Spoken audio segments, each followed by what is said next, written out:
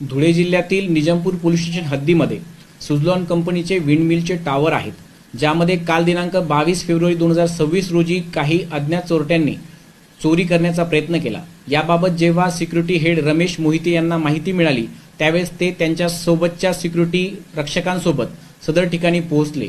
त्यावेळी आरोपींनी सुरक्षारक्षक रमेश मोहिते यांच्यावरती लोखंडी दांड्याने हल्ला करून त्या ठिकाणाहून 78,000 रुपये किमतीची कॉपर केबल चोरी करून लंपास केली। यावेळी सदर ठिकाणी 2 आरोपी ताब्यात घेण्यात आले। त्यांचे नाव ब्रिजेश कुमार द्विवेदी व ज्ञानेश्वर पिंपळे। हे दोन्ही आरोपी सुझलॉन कंपनीमध्येच ज्ञानेश्वर पिंपळे व द्विवेदी हे दोन्ही सुझलॉन कंपनीमध्येच इंजिनियर म्हणून कामास होते। या दोन्ही आरोपींना काल रात्री निजामपूर पोलिसांनी अटक केली असून त्यांना आज माननीय न्यायालयात हजर केले असता 3 दिवस पोलीस कोठडी रिमांड मिळालेली आहे।